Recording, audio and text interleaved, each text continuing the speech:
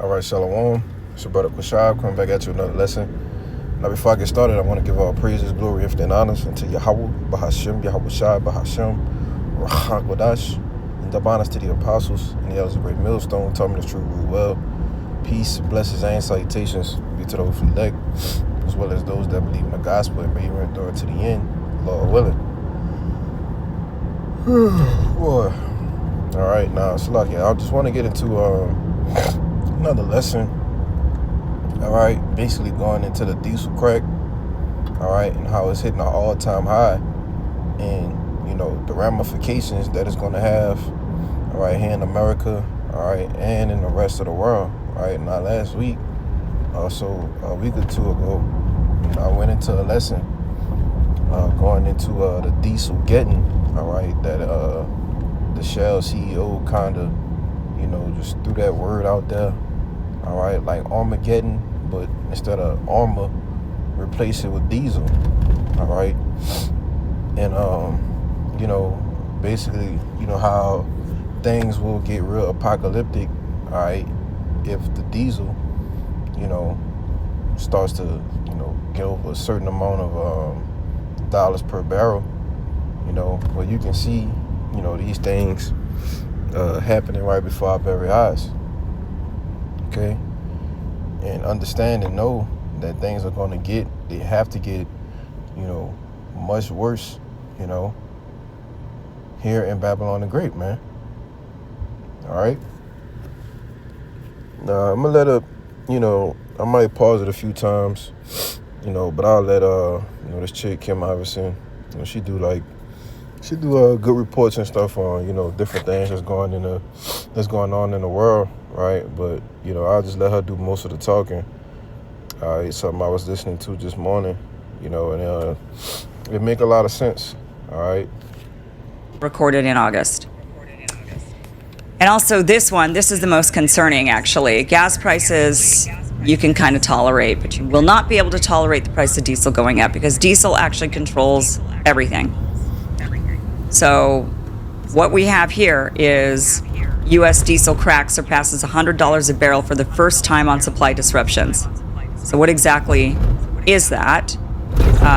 Well, diesel crack is the gas oil crack. It's also called that. It measures the margin a refiner earns producing diesel from crude oil.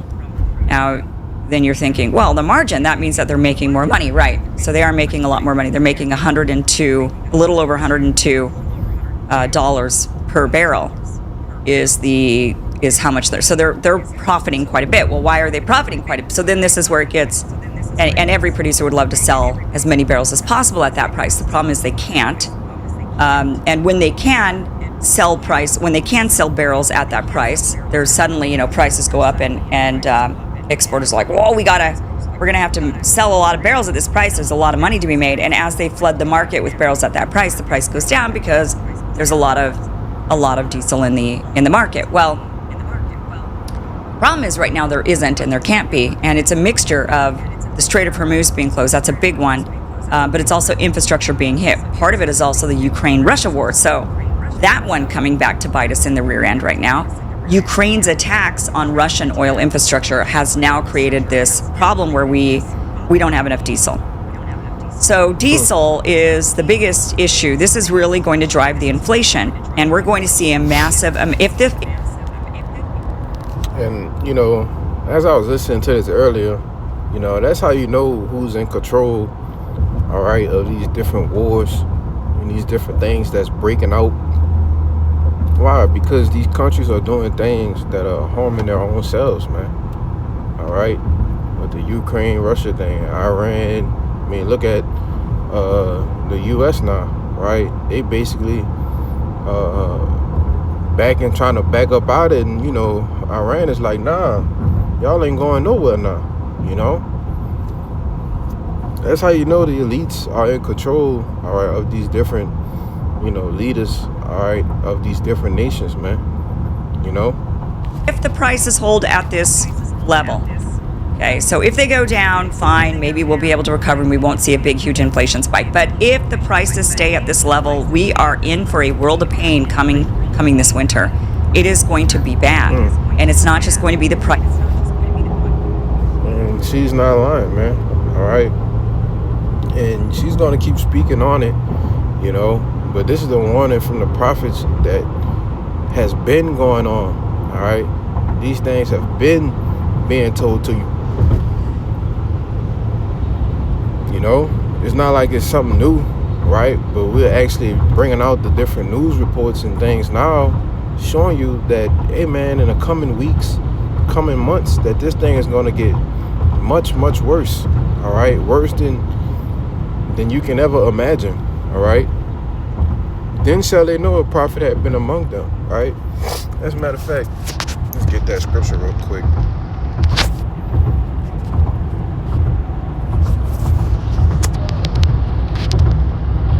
Ezekiel chapter 33.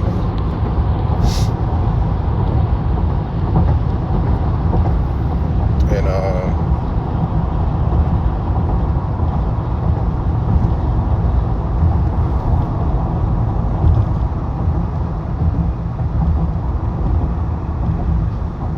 I'll just get the point in 33. It says, and when it's coming to pass, and lo, it will come.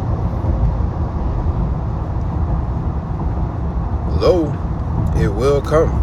All right. It's not going to be like scripture saying, Matthew, not one jot nor tittle to all be fulfilled. Right. It says, and when it's coming to pass, lo, it will come. Then shall they know that a prophet had been among them. You see? Verse 33 in the NLT, it says, but when all these terrible things happen to them, as they certainly will, then they will know a prophet has been among them. You see? In all of these terrible things that we've been preaching about, the nastiness of the scriptures, all right, how bloody the Bible actually is, you know, when you actually understand and know that these things are going to happen, all right, you will know ultimately that a prophet had been among you too. You'll remember those men that was out on the highways and had just telling you that these things were going to happen, right? You might have thought that it was a joke then, all right? Like it says in Proverbs, the 1st chapter, when your calamity is coming upon you, right? When your fear and your anger is coming upon you like a whirlwind, the Lord gonna laugh and he gonna mock you, you know? But, you know, I'll let the rest, you know, play. It's the point I want to get to. She's getting there right Prices now. at the pump are higher. It is going to be every last thing you know and think of is going to cost more.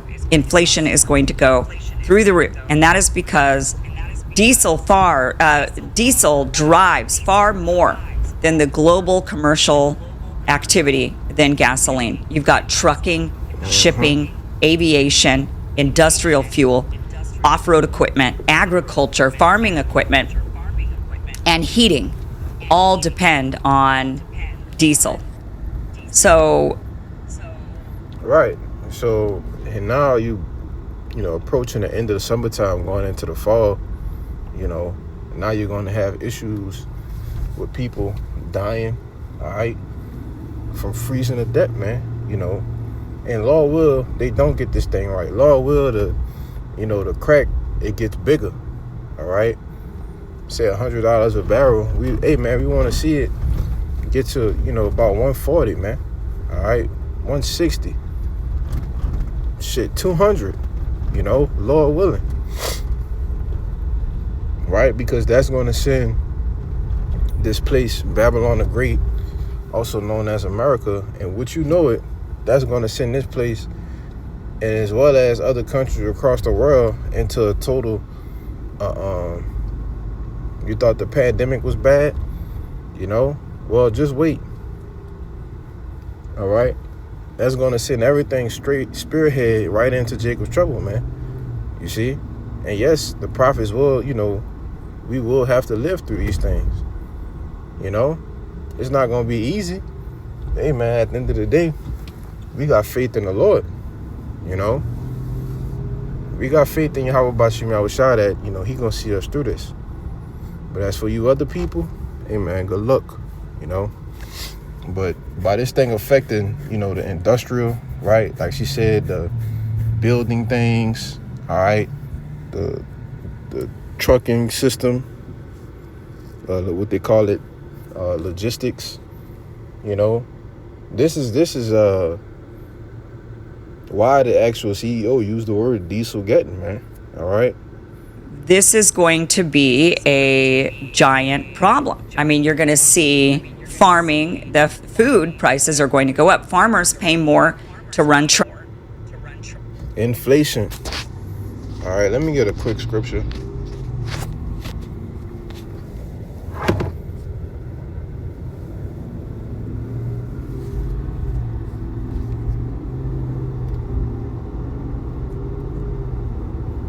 This is the book of Sirach, chapter 40. And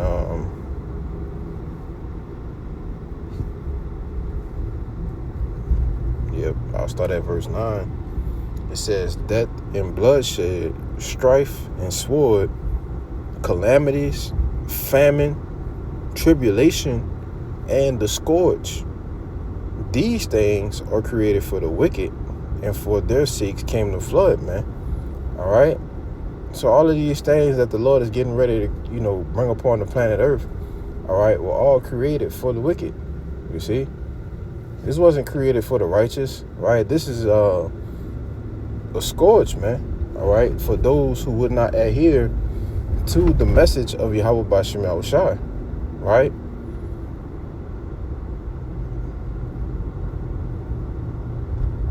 See, yeah, that was it. Let me go to 2nd Esdras, 16th chapter,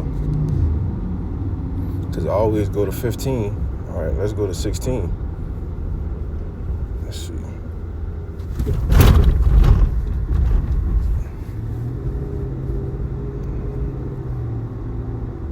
Yep. This is 2nd Esdras chapter 16 and verse 17. It says, woe is me, who will deliver me in those days? The beginning of sorrows and great mournings, the beginning of famine and great debt, the beginning of wars, and the powers shall stand in fear, the beginning of evils. And what shall I do when these evils come? You see? Because Esdras, when he had these visions, he saw himself in the midst of these things, in the midst of famine, in the midst of great debt, in the midst of, seeing these wars breaking out, right? He saw all the evils that were coming, you see? That's why he said, woe is me, woe is me. Showing you that the prophets, all right, the men of the Lord will be in the midst of these things, you see? But as I read in Sirach, the 40th chapter and verse 9, we know ultimately that at the same time, it was created for the wicked, man, right? And for their sakes came the flood. So all of these things are, as it says in the next verse, behold, famine and plague, tribulation and anguish are sent as scourges for amendment, you see? So these things are sent as scourges for their amendments, man, all right? These are punishments for the wicked of the earth, whether it be 2/3 here in America, all right? As well as, you niggas across the globe that's going to get punished. All right? And, you can't forget about the heathen as well, But these things, the times, these things are being far off, all right, are no longer, you see? With this whole Strait of Hormuz and all of these different things, these calamities that's happening, man.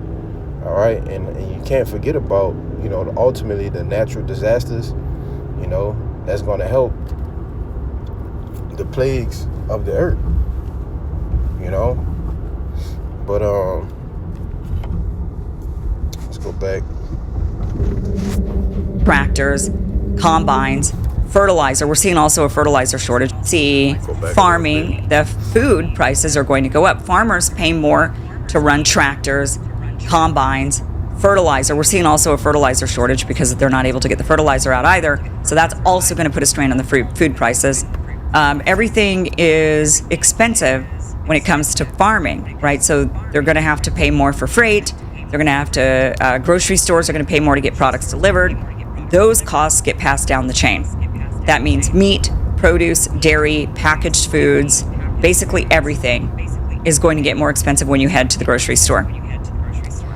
Then you're going to have higher shipping and delivery costs for everything. Trucking companies are going to add fuel surcharges. Retailers are going to pay more to restock their stores. Amazon-style delivery, UPS, FedEx, building materials, furniture, appliances, all of it is going to get hit. And then air travel, air cargo goes along with air travel. So it's not just, oh, shoot, you won't be able to take your vacation. You have to remember things have to get flown around the world. Cargo, that is going to rise too because jet fuel price is part of that same broad refined fuel complex. So airlines are going to pay more. Cargo gets more expensive. That's going to feed into ticket prices. But of course, it's also going to feed into the prices of the goods that have to be moved through the air. Construction is going to get more expensive because excavators, bulldozers, cranes, generators, they all burn diesel. So that means roads, houses, commercial buildings, infrastructure, all of it is going to cost more. Manufacturing, of course, is going to be squeezed because raw materials cost more to extract and transport. Factories pay more for logistics and suppliers pass along those higher costs to you and me. So that's going to go higher. And of course, gasoline prices going up on top of that. You're going to be spending more just to drive to get all of those things that cost a lot more. So you're going to have less disposable income.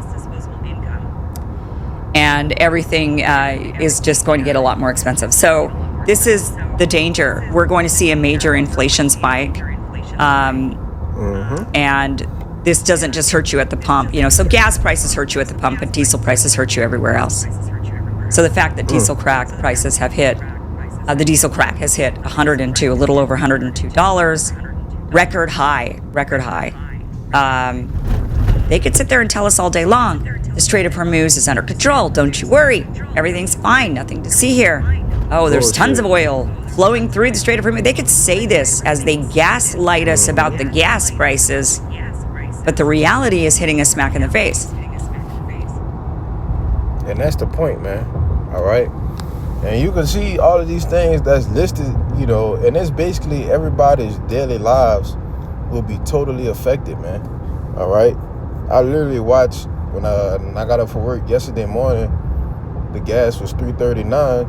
All right. I'm passing the gas. Well, when I passed the gas station, same gas station up yesterday, the gas was $3.70, man. Within a matter of hours. You see? Because of all the different things that's happening, all right, in the earth, man, right? Because of this diesel crack, like I said, production, all right, all of these things are going to lead to things getting worse and worse and worse, all right, until the point, basically, of no return, which is where we are now, right? So just imagine it getting even more worse, you see? But like the Lord said, man, in Isaiah the 55th chapter, as the rain coming, all right, as the snow coming down, I'm going to get it real quick. Because these are things that we've been. I still got more in here. Let me go to that in here. Isaiah 55. In verse 10, it says, for as the rain cometh down and the snow from heaven, and return it not thither, but water it the earth, and make it bring forth and bud, that it may give seed to the sower and bread to the eater. Right? So the rain and all of these things are purposeful for doing what? Providing the water so that the plants can grow. And, ultimately, they have a purpose. All right? The rain and the snow has a purpose to feed the crops of the field, all right, with the nourishment through the water, so that they may do what? Grow, bud, produce, so that the people of the earth can eat. Well, as it's going to say in verse 11, the same, all right, is with the word that he puts in the mouths of his prophets, man. All right, it has a purpose, you see, and it is to accomplish what the Lord wants, all right, accomplish what pleases him, you see. So there's verse 11, so shall my word be that goeth forth out of my mouth. It shall not return unto me void, but it shall accomplish that which I please, and it shall prosper in the thing whereto I sent it, you see. So it ain't gonna, we're not just out here speaking for nothing, all right. Pertaining to prophecy, these things must and will come to pass. Your pastor don't want to deal with the nastiness of the scriptures and the prophecies, man. A lot of people are getting ready to die. It said the beginning of famine and great debt. You see? And you best believe this whole diesel crack situation, all right, like she said, it's going to not only higher gas prices, but higher everything else. Higher food, right? Construction work. You're going to have people getting laid off, you know? This is a global impact of things. You see? So let me finish this out in 2nd Ezra 16. I'll get out of here. It says, verse 20, but for all these things they shall not turn from their wickedness, nor be always mindful of the scourges. Behold, victuals shall be so good cheap upon the earth that they shall think themselves to be in a good case. And even then shall evils grow upon the earth, sword, famine, and great confusion. For many of them that dwell upon the earth shall perish of famine, and the other that escape the hunger shall the sword destroy. All right, and that's the point, man. It's about to get nasty out here, because people don't understand when someone can't afford something, all right, or they can't do something. They're going to do whatever they see fit to get it done. Like it says in 2nd Ezra the 15th chapter, the course of their actions are going to stand in their power. People are getting ready to do whatever the hell they want to do in order for them to survive, man. And that's just the reality of things. And if you can't accept it, hey, man, more power to you. So with that, give all praises, glory, and honors unto Yahweh, Ba'ashem Yahushai, Ba'ashem Rachak Wadash, and Shalom, Barakim, Allah Bakar.